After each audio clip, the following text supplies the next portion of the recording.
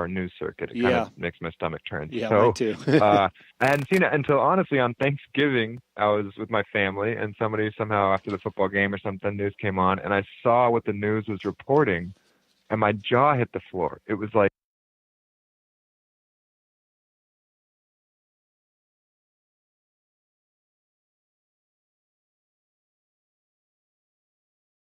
and people are very quickly kind of falling into the reality that they're going to have to go through that process. So the border's been mellow, and that's in San Ysidro, Tijuana. The border in Tecate, which is even closer to Valle de Guadalupe and a beautiful drive through East County, San Diego, has been completely unaffected. Yeah. So for customers that are a little bit concerned, understandably, we say, fine, we'll just go through that border. And they're like, wait, it's 20 minutes closer to Valle de Guadalupe? I'm like, yeah, it's beautiful. We drive through the hills, you get to see Tecate, rolling mountains, and I mean, it's been business as usual. The lines have been shorter, but I do think this is an important time, and we have some initiatives to, if there's a conversation going on about what's happening in Tijuana and Baja, I think people like you and me need to be vocal and visible. And, this podcast is a perfect example of that, saying, don't, just like I wouldn't listen to the news, I guess take every word of the news as fact and truth in any other topic. This is another one that's, I guess it pays to have a real world perspective. So we're trying to share that with as many prospective visitors and clients as we possibly can. Yeah. Well, and by the way, in my opinion, this is for me the best time of year to go down to Baja because the crowds are gone. Harvest is over. Things have slowed down at the wineries. Everybody's kind of in relaxation mode, and you can really go down there and chill. And that's what I like to do when I go down there. So I would hate to miss it because I'm afraid of what the news is saying. So if you're listening and you're even thinking about going to Baja, now's the time. Call Tim up, get on a tour, go down there. By the way, I could think of worse places to be stuck than in your van because your van has all the amenities. You usually got, food and stuff, and where the restrooms are at. So, so what? It's a party at the border. Right. I tell you, we'll get churros, we'll have a beer, we'll hang loose. But you're right. That was an excellent time to go. We get a lot of great family trips, which are fun, seeing, family dynamics on our private tours, but people got kids home from school, college. They've got enough going on. They don't want to plan activities, but they want to spend quality time with their family and friends who they maybe don't get to see all day, every day. So we take care of every bit of planning. We pick people up at the house. We design the itinerary. We get the food covered, the wine tastings. I mean, we make whoever booked the trip look like a rock star travel agent. All they had to do was call me and have a 2-minute conversation, and everything else just happens. And they get this really enriching, fun, unique holiday travel experience with no headache. And you're right, the crowds are quiet. It's so peaceful in the valley. The views are just as beautiful. The wine is just as good. The lines are shorter. The sunsets are better. It's the perfect storm in terms of the right time to visit. Yeah, yeah. Now, I'm obviously very passionate about the wine business because our company, Baja United Wines, focuses on the Valle there and everything. But you guys, you do all kinds of stuff. You don't just do the Valle. You do surf trips. I know you've reached out to me saying you had a couple spots available on a boat trip and stuff like that. Tell us about a couple of the other things that you do down there in Baja with your tours. Sure. So I guess in a way that kind of goes back to us building a selfish company, but we want to offer experiences that are aligned with our passions, because I think that's going to be the best way for us to really connect with our customers. So we do some fun combo tours where we surf in the morning, whether you're an advanced surfer, intermediate, or we're offering a surf lesson, some street food after. There's a whole awesome craft beer scene happening from the minute you cross the border in Tijuana all the way down to Ensenada. Yeah. Really, really innovative brewers that, it's not a Corona, it's not a Pacifico. I mean, they're making delicious peanut butter stouts and IPAs and, you name it. So people who want a little bit of change up from the wine scene, the craft beer scene is amazing. We've done some campfire series where we'll do some wine tasting in the morning, go find a quiet place in the valley on a friend's property, camp out, bring a local chef in and have a gourmet cookout and stargaze on a new moon. I mean, that's a really, really unique experience.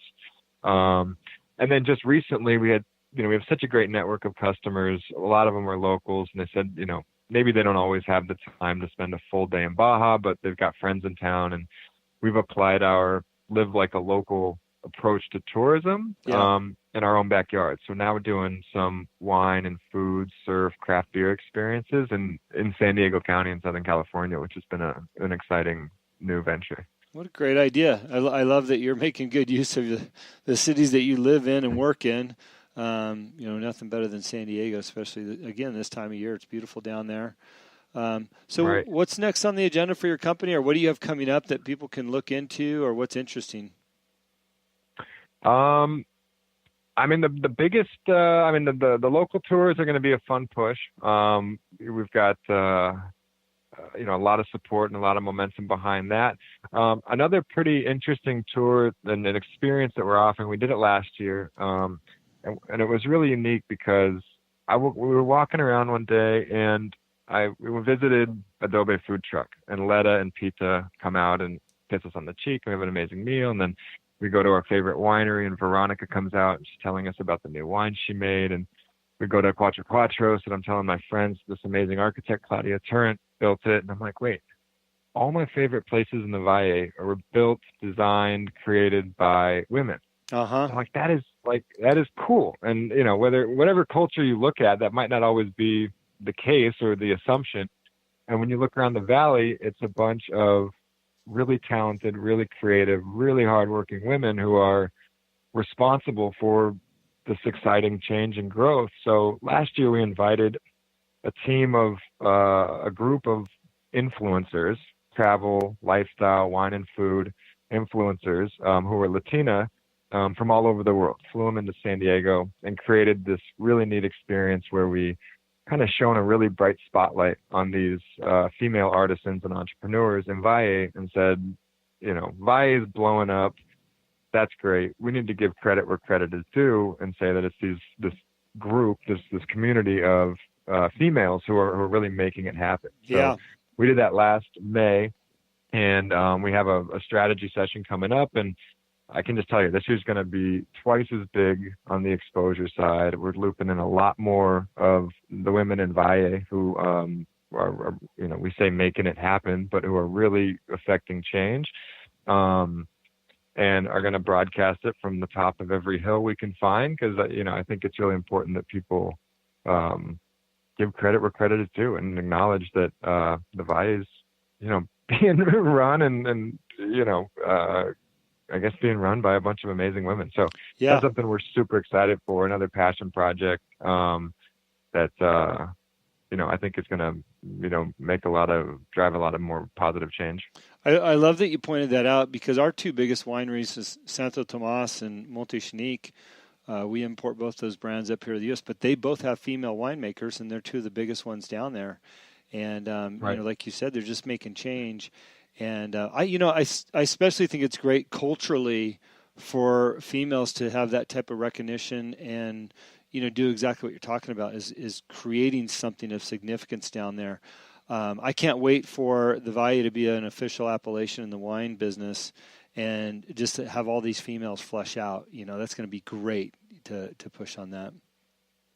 Right. No, it's a wonderful movement, and we're happy to support it. That's another just big fun event that we do. But beyond that, we're still trying to keep up with the demand. People are calling us every day looking for trips. More corporate groups are going down. That's actually been a pretty new feature for us, where in this, work community where corporations are looking to offer exciting experiences, new and fun amenities for their clients, and for their clients and employees to be more competitive in the marketplace. They're taking more meetings off-site, offering more sales incentive trips off-site, and a really exciting international trip sounds great. If the bill is $50,000, it's not as exciting, but you can accomplish that in a really neat way by taking your team to Valle de Guadalupe. So we've had lots and lots of interest from corporations both out of town who are visiting San Diego for conferences or conventions, or local companies who are looking for something rather than just the kind of stuffy holiday party where the bill's going to be the same amount, but you sat down at a whatever local restaurant and had awkward conversation. It's like, let's get out of the office. Let's go explore together and really create new relationships. So, we're just keeping our head down and focusing on offering world-class travel experiences and, adhering to our passions, which are promoting our friends and the people in Baja. I mean, that's what it's all about, which is, like I said, as much of a passion project as it could ever be, because our hearts, our minds, our soul, our business, we'll live down there soon, are in Baja. Yeah, sure. Well, you got me thinking now. I'd much rather skip Mastro's up here in the U.S. and go down to Deckman's and have a steak there, open air, looking out over the Valle. So thanks for triggering that that desire now. Listen, any day. Yeah. Hey, listen, really appreciate your time, Tim, and talking about your business. Your website, BocaRojaWineAdventures.com, correct? That's exactly right. Yeah, if you type Boca Roja into Google, we're all over the website. TripAdvisor, Yelp. We've been fortunate to have over 450 five-star reviews in our short tenure. So plenty of information, easy to access. All the communication comes through myself and my wife who run the business. So anyone interested will have a direct line to me.